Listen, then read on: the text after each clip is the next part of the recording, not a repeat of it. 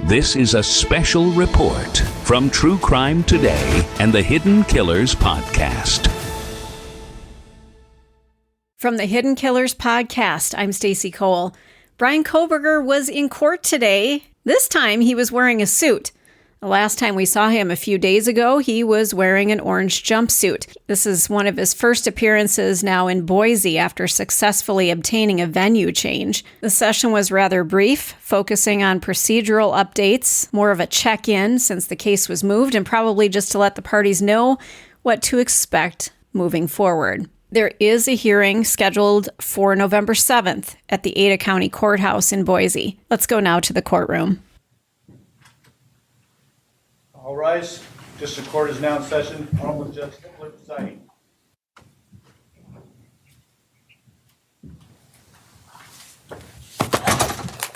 Be seated.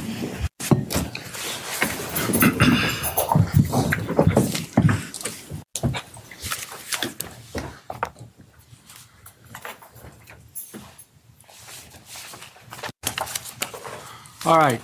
Good afternoon. This is State v. Kohberger. I want to go over the appearances this afternoon on behalf of the state. Would state attorneys please represent themselves for the record? Thank you, Your Honor. My name is Bill Thompson. I'm the Lake County prosecutor. This is Ashley Jennings. She's my senior deputy. And then we have Mr. Nye and Ms. Beatty from the Attorney General's office. And then we have victim support staff with us. All right. Thank you. Yes, sir.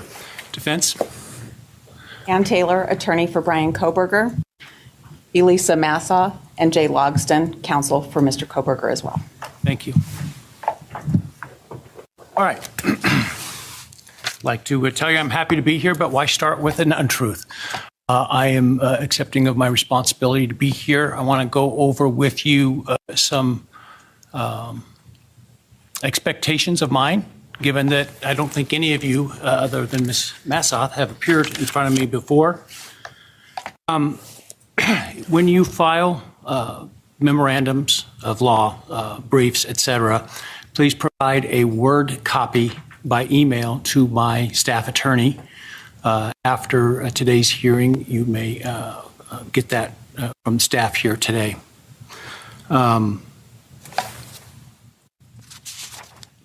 Today, I know there was an issue that was brought up with respect to Mr. Kohberger's attire for today. I did issue an order yesterday permitting him to appear in civilian clothes for this hearing only. That is a matter in terms of future hearings that we will take up in a closed hearing the day of, but in advance of whatever our next hearing date will be.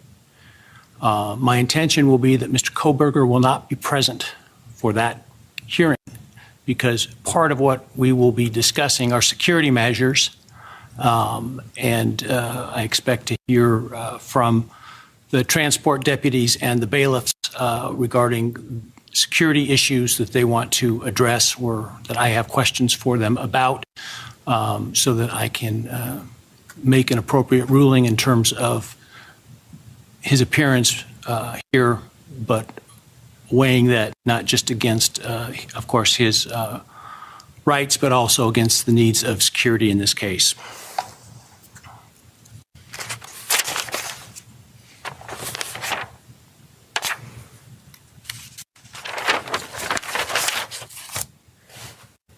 I do expect, as it probably will come to no surprise to you, for you all to get along. I understand the stakes in this case are as high as they can possibly be in any case, but you are professionals. You have taken oaths, both as of officers within your jurisdictions, but also as attorneys before this bar.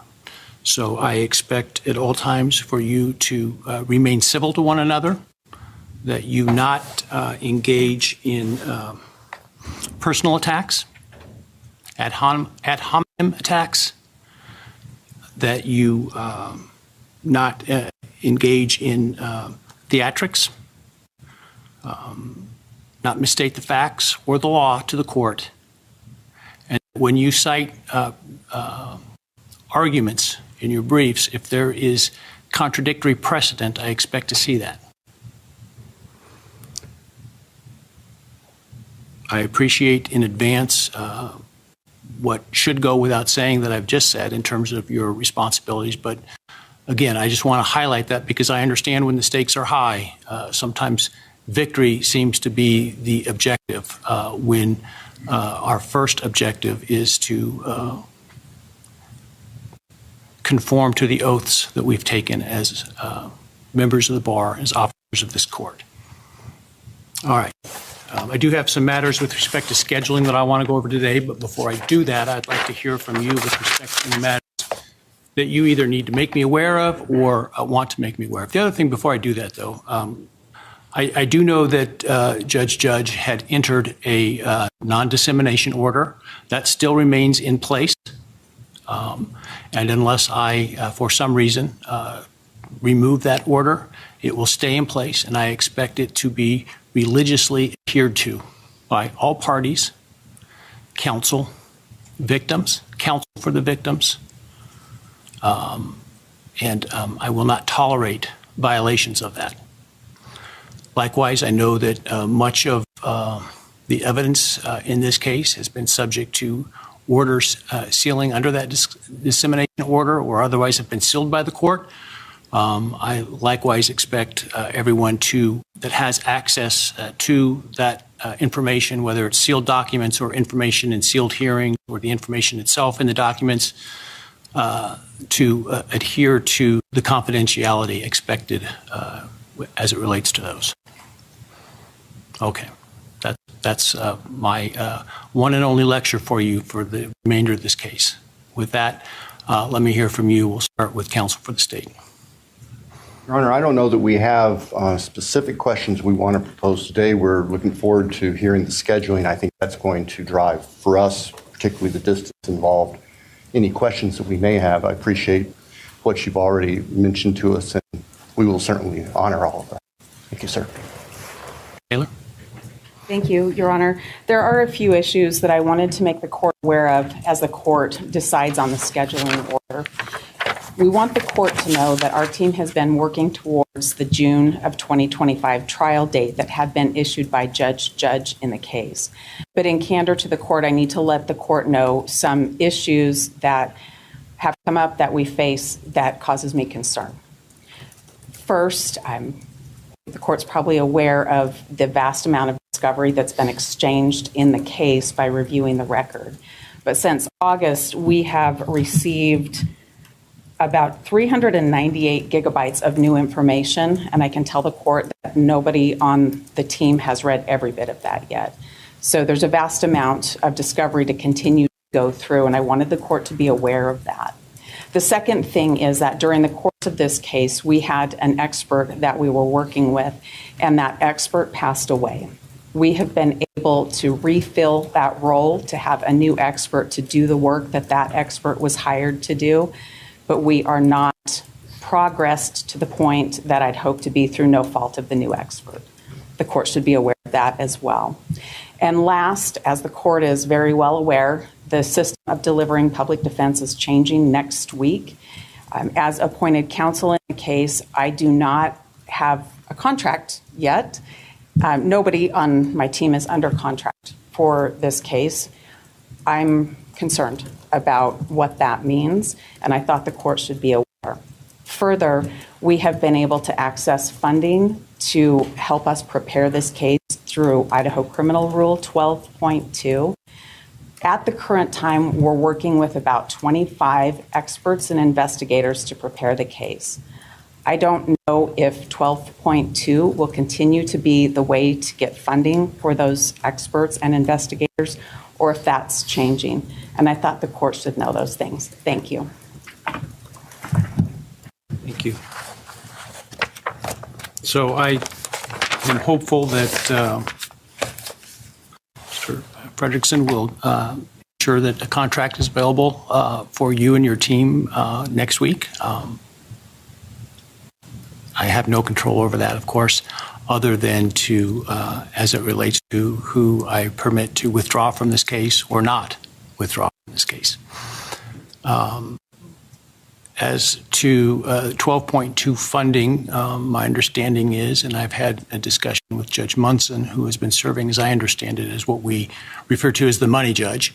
I've asked him to remain in that capacity at least through the transition to the state public defense system in next week on October 1.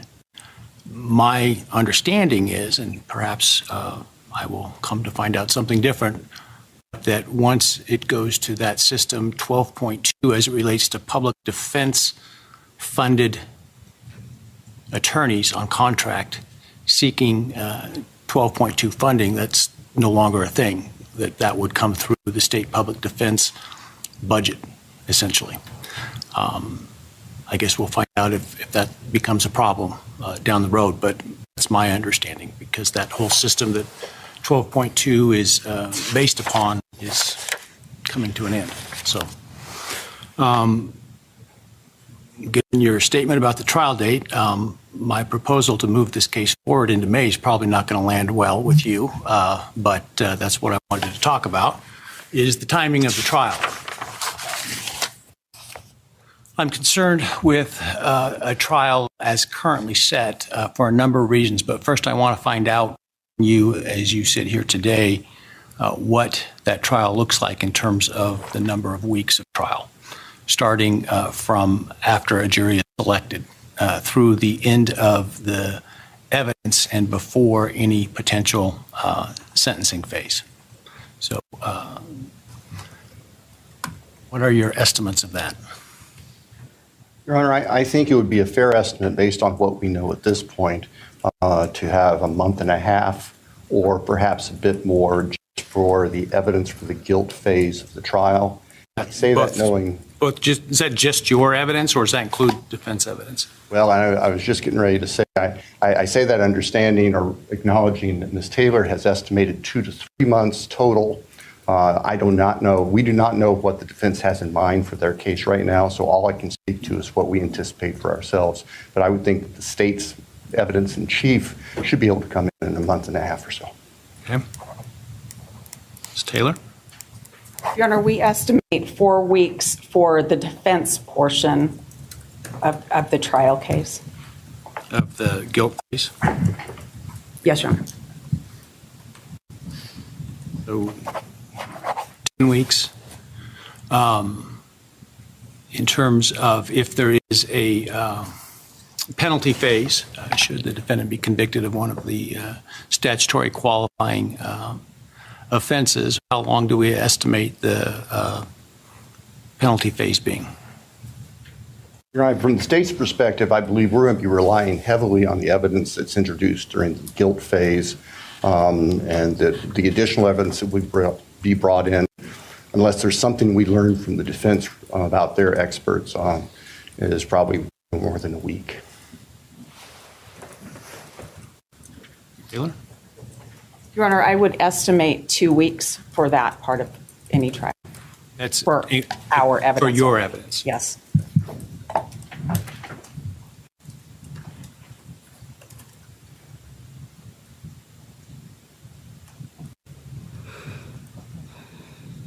Okay.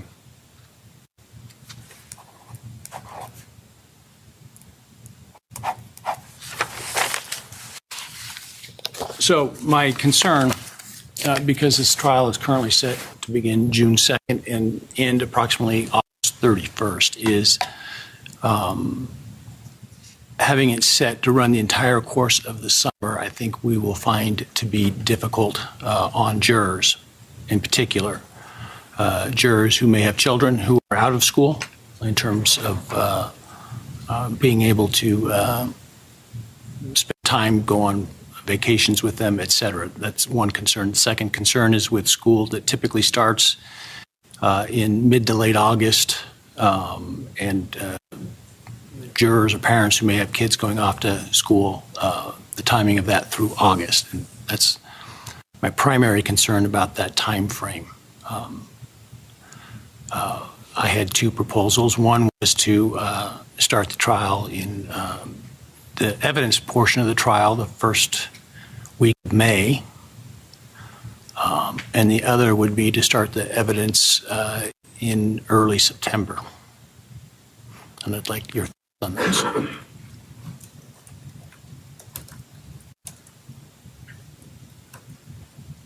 I'm not saying I'm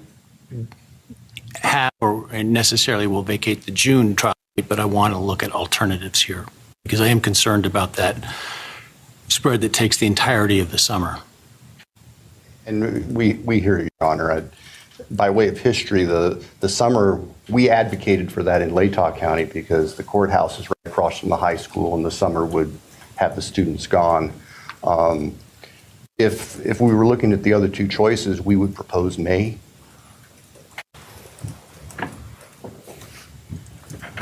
Taylor? Thank you, Your Honor. Your Honor, I would have to advocate for September at this point based on the three reasons that I gave the court before.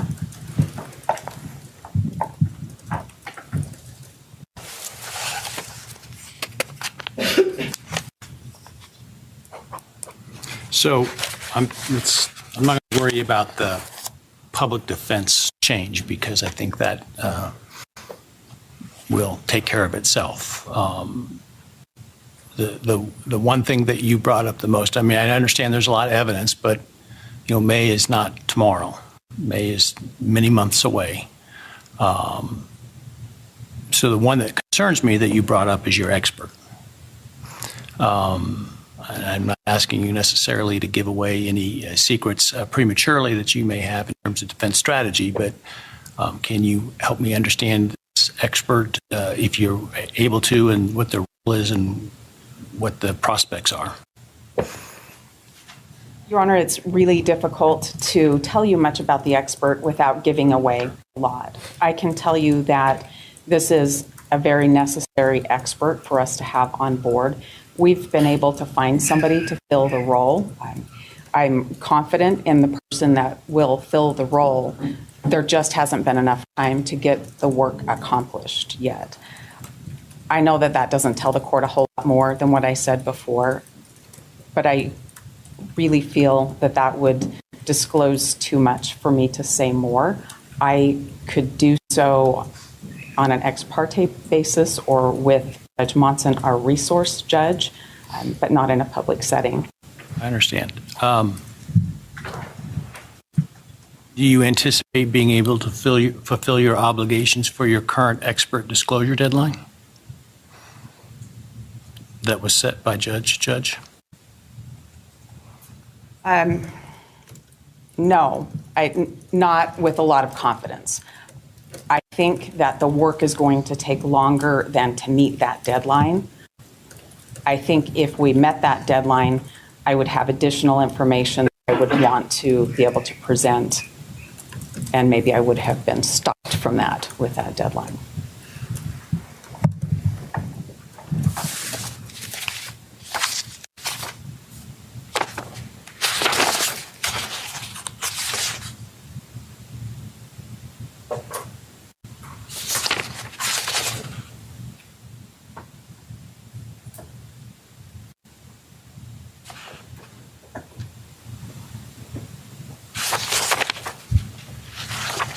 So I don't have a motion to extend that date, obviously, and with the changes that occurred, I understand why you didn't file one out of the box. But the deadline, I think, is January 6th, something like that, if I'm not mistaken, for experts on the defense side. That's one of our deadlines, Your Honor. Yes. I guess. Does the state have anything to say in response? Not knowing the details of the challenges Ms. Taylor and her team are facing, I don't really know how to respond further, Your Honor.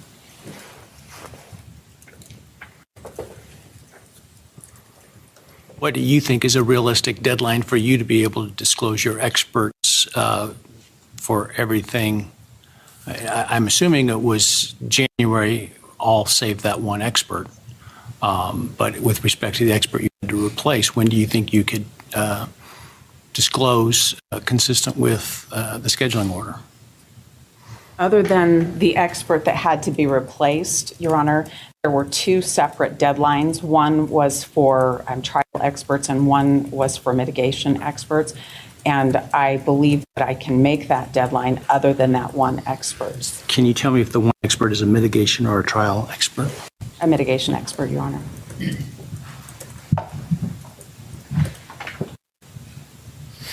And what do you think you need for that mitigation expert in terms of a deadline? That mitigation deadline was... I believe it was March. I don't recall the exact date. Yeah, so that's a long time from now. So, I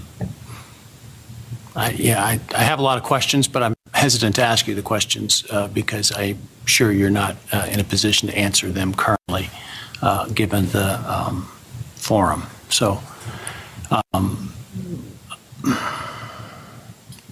but March is a long time from now. Your Honor, the time passes very rapidly, and I appreciate the court not asking questions I can't answer. I think if I had an end of April deadline for that one witness, I think we could make that deadline.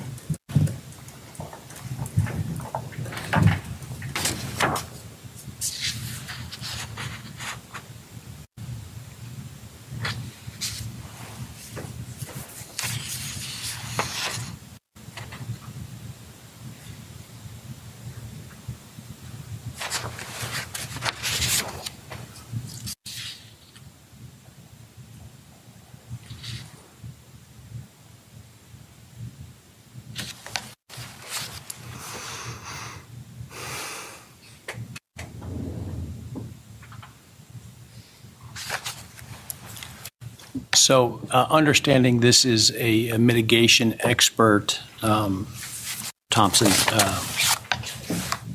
how concerned are you about getting that disclosure closer to trial? Closer to trial is somewhat relative. The end of April sounds like it would be on the eve of trial from the date the court is proposing. I think that would be, I'm not sure that would be realistic. And again, I'm not in a position to second guess what Ms. Taylor and her team are representing to the court. She had told us some time back that one of her experts had some health issues, and I think that she did tell us that that person had passed away and they were working on a replacement. If we are looking at a mitigation disclosure at the end of April, I don't know that we could be ready with all the final trial preparation for a May trial. I hate to say that. I feel like I'm cutting my own throat in a sense, but that's realistic.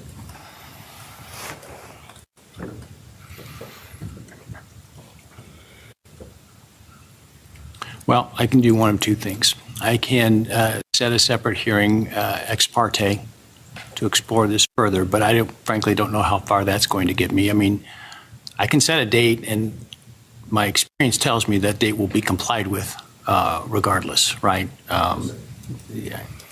24 hours in a day, but if you use enough of those hours, enough days in a row, you get it done if you have to. At the same time, I don't want to put unrealistic deadlines. And so I can do that. I can have an ex parte hearing, or we can go ahead and reserve September. I will throw it to Mr. Thompson as what you want, what you would advocate for. Your Honor, could I have just a moment?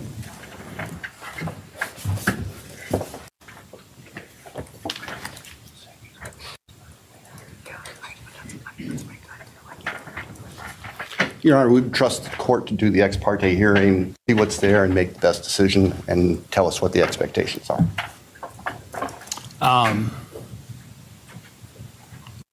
Do you want to do that later today, or you want to do it tomorrow? You need time? You want to come back next week? Your Honor, I had planned to leave town today. I have other case-related obligations tomorrow. I could do it as soon as this hearing's over if the court has time, or I can come back next week at the court's convenience.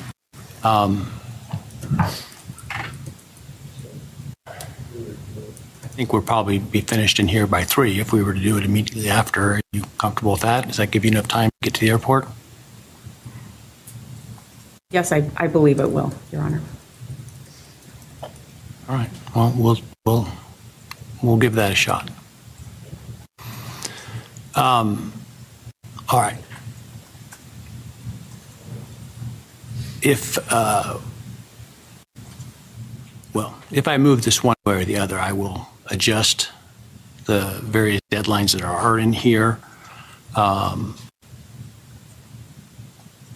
won't adjust the next deadline that you have, understanding that you may be already committed to it, which I think is the motions related to the defense's motion regarding the death penalty, if I'm not mistaken.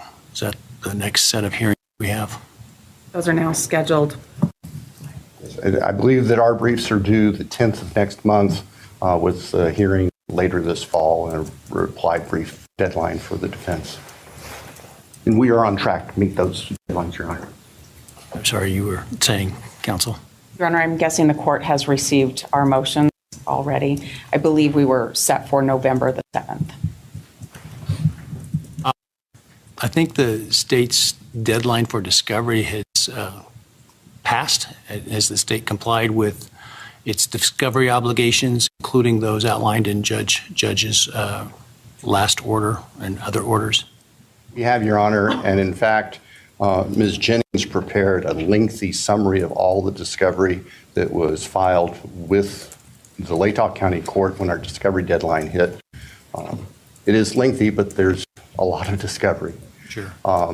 We recognize that... How much of the, you say 300 gigabytes?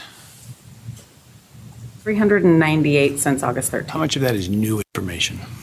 Ms. Jennings could speak to that. Ms. Jennings, can you speak to that? Your Honor, the defense was given, and I'm not sure if this is what they're referencing, but they were given a copy of the OneDrive from the FBI. Most of that was cumulative discovery that they had already received in another fashion. I'm sure there were portions of it that was new information. Okay. I've not calculated how much of that was new. So I can only rely on Ms. Taylor's, what she's represented to the court on that. Well, I don't think she knows because it doesn't sound like she's looked at it yet. Not all of it, Judge. Okay. All right. Well, I will talk when we're finished here with Ms. Taylor without the state present in a closed hearing. What else do we need to talk about today, or do you want to talk about today?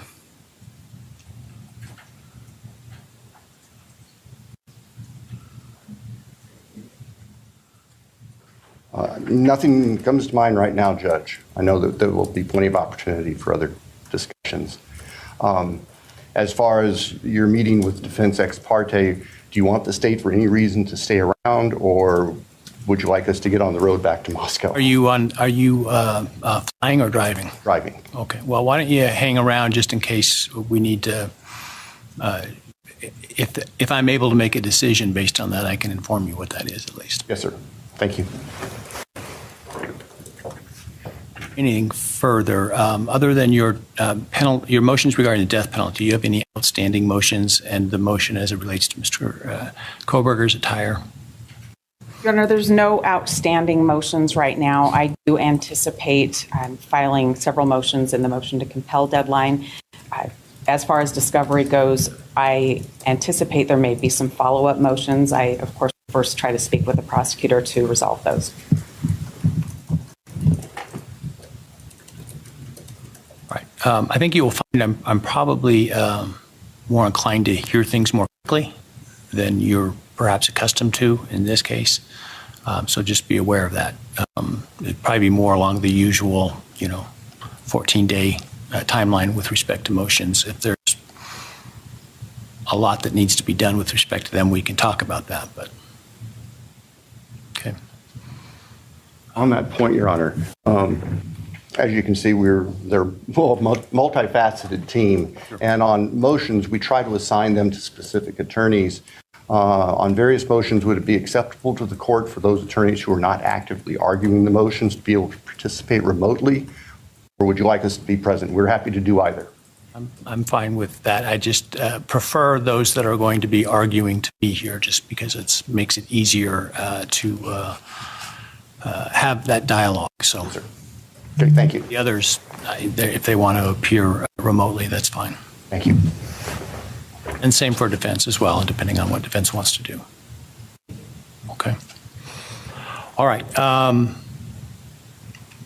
Then if there's nothing else this morning or this afternoon, I guess we will be adjourned and have a discussion in a few minutes.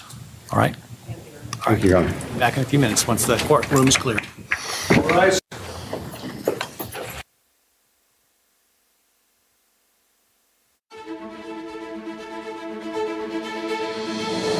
This has been a special report from True Crime Today and the Hidden Killers podcast.